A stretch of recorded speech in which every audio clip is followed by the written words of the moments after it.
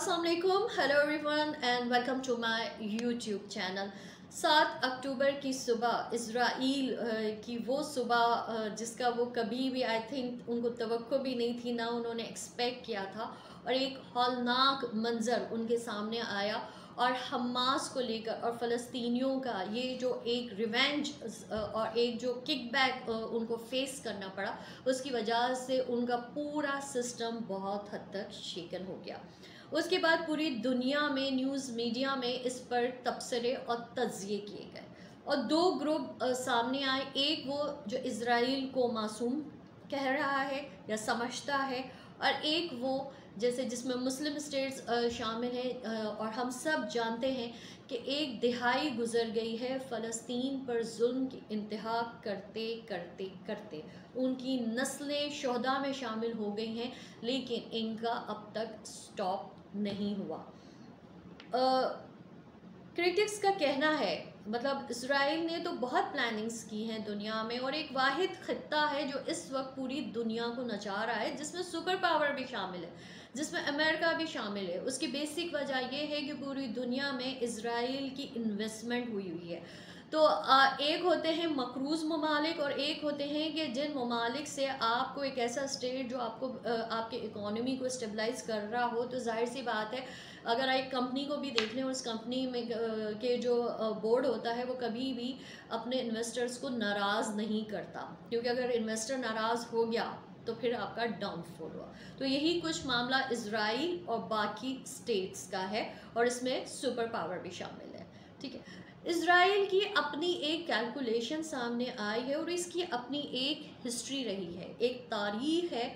और ये तारीख़ हमें हमारे जो इस्लामिक हिस्ट्री है, नबी पाक सल्लल्लाहु अलैहि वसल्लम ने यहूदियों को लेकर जो प्रेडिक्शंस की हैं, वो आहिस्ता आहिस्ता ये कहा जा रहा है कि अपने मतलब हम एंड की तरफ जा रहे हैं। यानी ये आखिरी ये जो एक होता है कि स्टार्स, फिर मिडल और एक एंड की तरफ। तो अब जो हालात बनते जा रहे हैं वो हमारे नबी पाक सल्लल्लाहु अलैहि वसल्लम की वो प्रेडिक्शंस हैं जो हमें 1400 साल पहले वो बता कर गए हैं।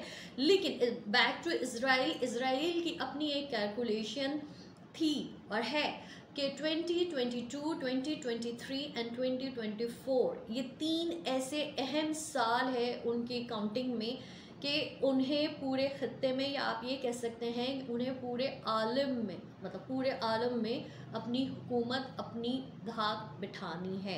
और गाज़ा पे अभी जो हालिया ये अटैक हुआ है, तो एक ग्रुप कह रहा है कि ये बाकायदा किया गया है। और आज जैसे कि जब मैं आज न्यूज़ देख रही थी तो बाकायदा ये बातें की जा रही हैं, ये सामने आ रहा है कि इज़राइल किस तरह अपनी आँख बंद करके बैठ सकता है, उसे पता नहीं चला। उनकी मीडिया उनके इंटेलिजेंस पर सवाल उठा रही है कि ऐसी क्या वजह रही कि उन्हें पता ही नहीं चला कि इतना ग्रैंड ऑपरेशन उनके ख़िलाफ़ पूरा प्लान हुआ और फिर उसकी इम्प्लीमेंट भी हुई और फिर तबाही भी हुई।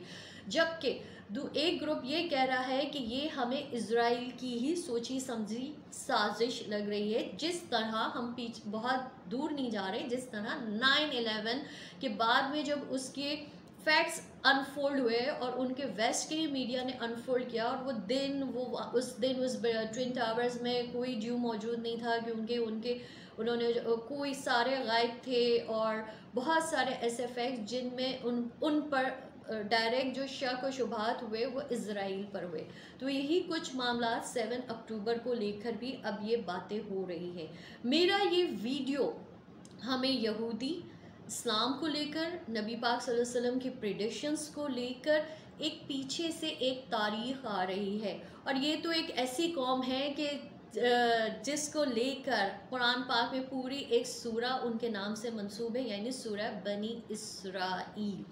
आज की इस वीडियो में हम जानेंगे एक वो तारीख़ कि ऐसी क्या वजह है कि इज़राइल स्टॉप नहीं हो रहा। ये छोटा सा एक स्टेट जो मिडिल ईस्ट को कंट्रोल कर रहा है, और इसने आहिस्ता आहिस्ता ऐसी साजिशें बनाई कि 1948 में जब इन्होंने इज़राइल एक स्टेट पूरी दुनिया में, दुनिया के नक्शे में इज़राइल एज अ स्टेट आया, तो उसके बाद से मुसलमानों के ख़िलाफ़ सबसे पहली साजिश जब फर्स्ट इस्लामिक समिट कॉन्फ्रेंस हुई थी, जिसमें फ्रंट सीट पर जितने हम लीडर्स थे, शाह फैसल हो गए, जुल्फ़िकार अली भुट्टो हो गए, सद्दाम हुसैन हो गए, गद्दाफ़ी हो गए, यासिर अरफ़ात हो गए, यके बाद दीगर, किस तरह इनको इस दुनिया से, मतलब इनको कहते हैं ना कि इस दुनिया से ही रुखसत कर दिया गया। शाह फैसल का कत्ल, जुल्फ़िकार अली भुट्टो की फांसी, अभी हालिया जो गद्दाफ़ी, दैन सद्दाम हुसैन की फांसी, ये सारी जो चीज़ें थी वो कड़ी से कड़ी मिलती गई।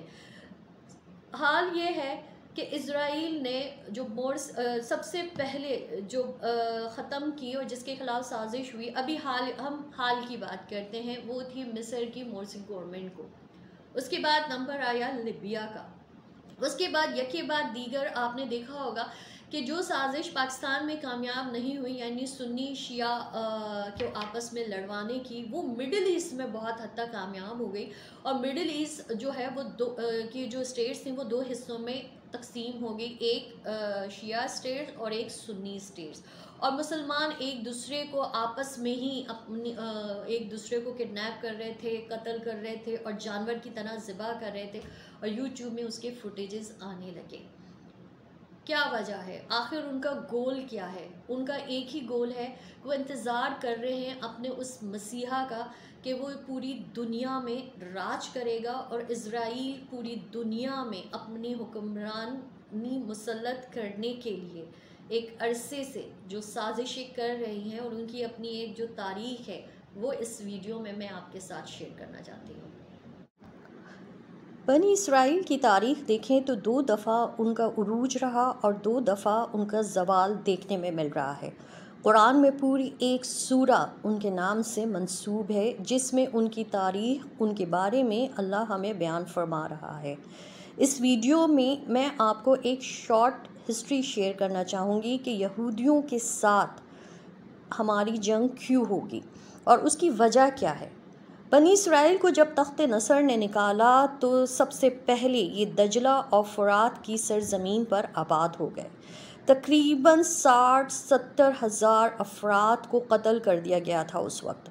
वो बहैसियत उम्मत वहाँ रहते थे और उनके दरमियान अम्बिया आते रहे और वो उनको बग़ैर हक़ कत्ल करते रहे।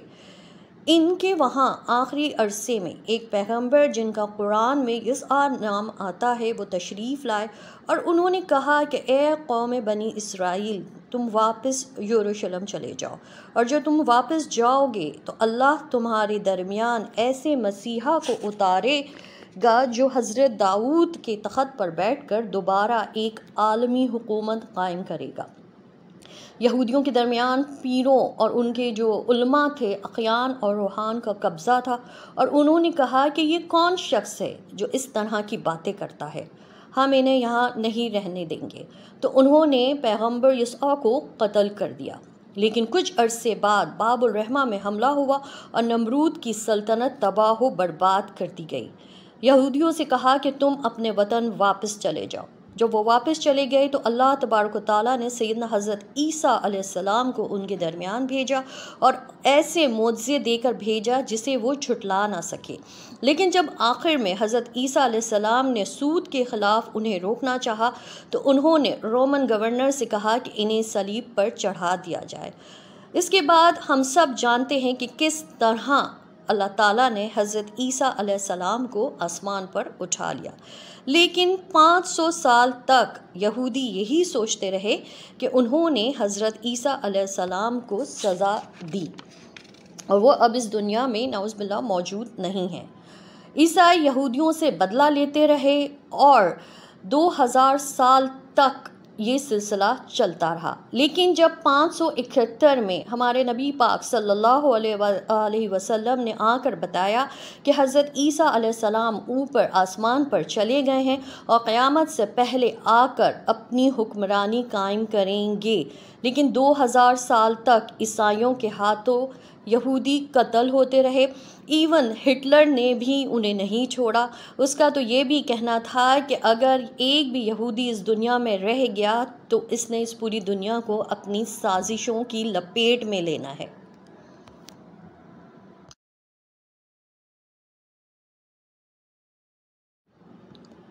1916 में उन्होंने बेलफोर टेक्सलेशन साइन किया, जिसका मकसद ये था कि कोई भी यहूदी दुनिया में कहीं भी होगा वह एक कौम की तरह तस्वर किया जाएगा और उसको पूरा राइट होगा कि वह जू वापस जा सकता है।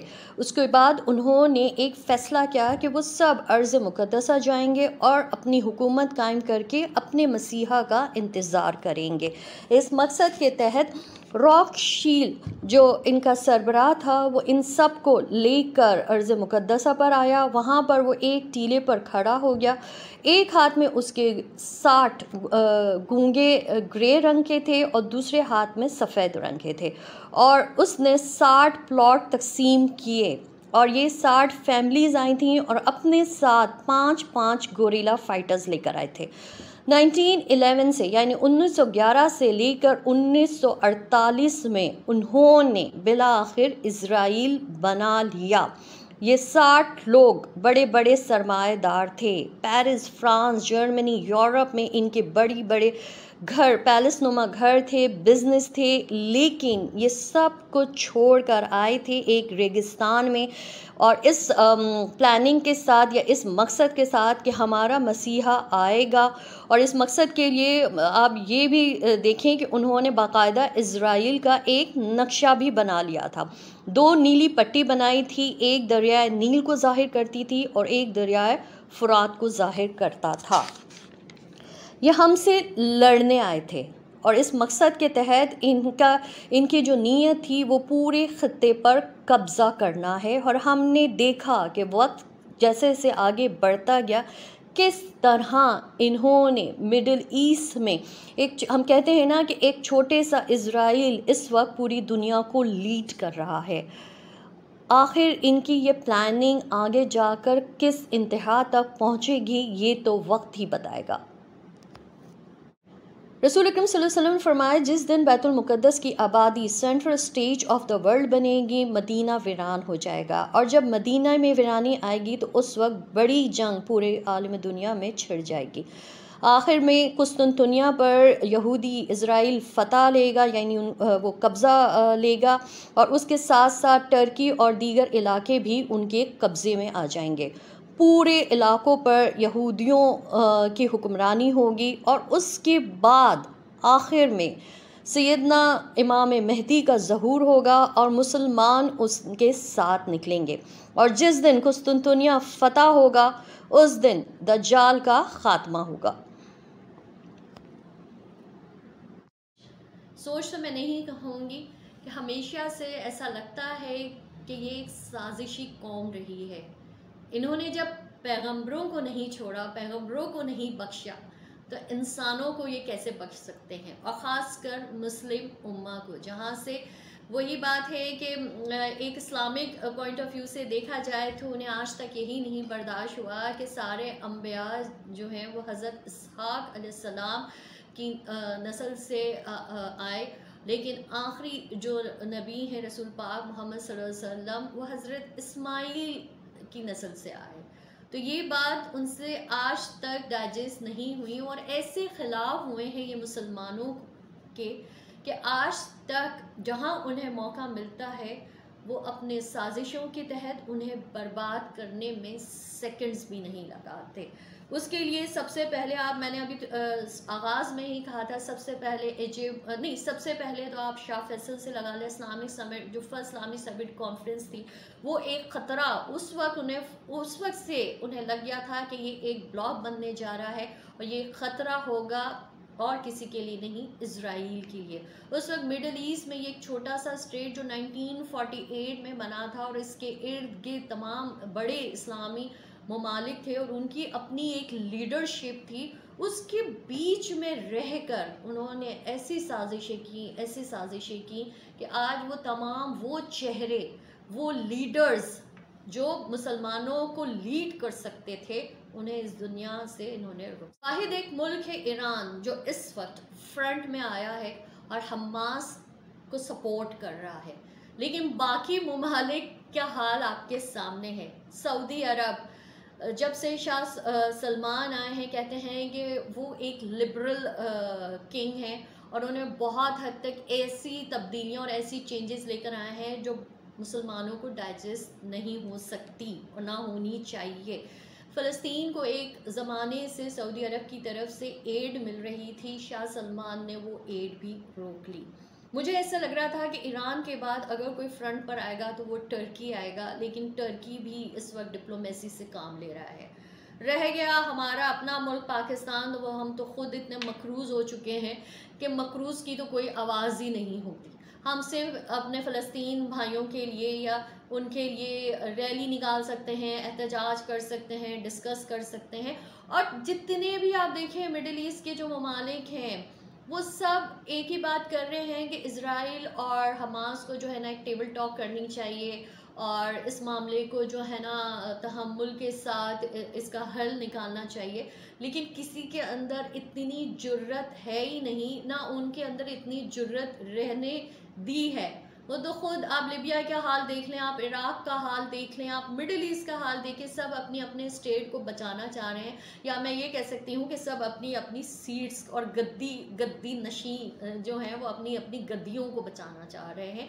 लेकिन नबी पाक सल्लल्लाहु अलैहि वसल्लम की प्रेडिक्शंस एक तरफ, अच्छा हमें नाउम्मीद नहीं होनी कहाँ, क्योंकि नबी पाक सल्लल्लाहु अलैहि वसल्लम की हदीस के मुताबिक यहूदियों का जो अंजाम है वो एक ख़ित्ता होगा जिसका नाम है खुरासान। और आज की जो जोग्राफिकल जो लोकेशंस बनती है तो हम सब जानते हैं कि वो अफ़गानिस्तान है। नबी पाक सल्लल्लाहु अलैहि वसल्लम की हदीस के मुताबिक एक ऐसी हुकूमत बनेगी जो खुरासान से निकलेगी और वो यकीनन हम सब जानते हैं कि अफ़गानिस्तान में है। और जिस तरह तालिबान वापस आए हैं तो नबी पाक सल्लल्लाहु अलैहि वसल्लम की हदीस के मुताबिक यहाँ से एक लश्कर जाएगा जो सैयदना इमाम मेहदी की लीड में वो यहूदियों को उसके अंजाम तक पहुँचाएगा। और उसके बाद हज़रत ईसा अलैहिस्सलाम दोबारा वापस आएंगे और उनकी हुकूमत होगी और उसके बाद क़यामत। ये वो स्टेजेस हैं जो हमारे उल्मा भी हमें बता चुके हैं, जो हमने किताबों में भी पढ़े हैं। लेकिन इस वक्त जो हाल चल रहा है, अच्छा मैं ये नहीं कह सकती हूँ कि अभी फ़ौरन ये सारी चीज़ें नो, क्योंकि सही वक्त इमाम मेहदी का ज़हूर कब होगा ये अल्लाह के सिवा कोई नहीं जानता। अभी ये जो हमास का अभी जो इस वक्त जो इज़राइल की वजह से जो पूरी दुनिया एक मैं ये कह सकती हूँ कि सब लोग इस वक्त सबकी कड़ी नज़र जो है वो इज़राइल, हमास और आने वाले दिनों में क्या होने वाला है उस पर है और क्या हो सकता है। लेकिन हम ये कह सकते हैं कि हम एज़ अ उम्मा हमें तो 1400 साल बाद मुख्तलिफ जो स्टेजेस नबी पाक सल्लल्लाहु अलैहि वसल्लम ने हदीस के थ्रू हमें बताए हैं, हम उनको जब देख रहे हैं, मैं तो बस एंड में ये कहना चाहूँगी कि आने वाला वक्त स्पेशली मुस्लिम स्टेट्स और उम्मा के लिए कुछ अच्छे दिन नज़र नहीं आ रहे। उसकी सिर्फ एक ही वजह है कि एक तो मुस्लिम स्टेट्स में आपस में यूनिटी नहीं रही, दूसरा हर कोई इनफरादी तौर पर अपने आप को बचाना चाहता है। ईरान अगर फ्रंट पर आया है तो दूसरी मुस्लिम जो ममालिक हैं वो सिर्फ ज़बानी ये जो स्टेटमेंट्स दे रही हैं कि इज़राइल और हमास और फ़लस्तीन को एक टेबल पर बैठ कर टेबल टॉक करके इसका हल निकाले। वो हल तो इतने सालों में, इतनी सदियों में नहीं निकल सका क्योंकि नस्लें शहीदों में शामिल हो गई। तो अब क्या निकलेगा? अब तो ये होना चाहिए कि फ़ाइनल एक ऐसा मतलब यूनिटी के साथ सारे स्टेट्स आगे बढ़ें और बजाय बातें करने के प्रैक्टिकली फ़लस्तीन के साथ खड़े हों। और अल्लाह करे कि वो दिन हमें देखने को मिले। Thank you so much.